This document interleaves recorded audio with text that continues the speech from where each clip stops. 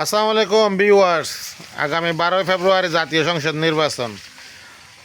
লোহাগাড়া সাতকানিয়া আমার এরিয়া। আমি ফুটিবেলায় বসবাস করি। তো লোহাগাড়া সাতকানিয়ায় 3জন প্রার্থী, তোর মধ্যে 2জন জনপ্রিয় প্রার্থী।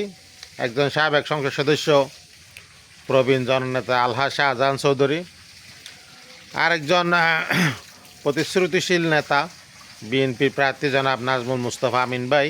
এই দুজনের মধ্যে থেকে একজন নির্বাচিত হবে। তো আপনারা কে কাকে ভোট দেবেন দেখি, আপনাদের মতামত চাই। আমরা যেহেতু আওয়ামী লীগের সমর্থক, আমরা উপযুক্ত যোগ্য প্রার্থী দেখে ভোট দেবো। কারো টাকা পয়সা বা কারো প্রলোভনে পরে আমরা ভোট দেবো না। হ্যাঁ, আমরা যার মাধ্যমে আমার এলাকার উন্নয়ন হবে, রাস্তাঘাটের উন্নয়ন হবে, স্কুল মাদ্রাসার উন্নয়ন হবে, তাকে আমরা ভোট দেব। যেহেতু আমার নিজের দলীয় কোনো প্রার্থী নেই, আর টাকা পয়সার কাছে তো আমরা কোনোদিনও বিক্রি হব না। হ্যাঁ, যোগ্য প্রার্থী দেখে আমি ভোট দেবো। আমার পরিবারের সদস্যদেরকেও বলবো যোগ্য প্রার্থীকে ভোট দেওয়ার জন্য। তো আপনারা কে কী মনে করতেছেন দেখি একটু বলেন দেখি। কে হতে পারে আমাদের আগামীর সংসদ সদস্য? জনাব আলহাজ শাহজাহান চৌধুরী নাকি জনাব নাজমুল মুস্তফা আমিন?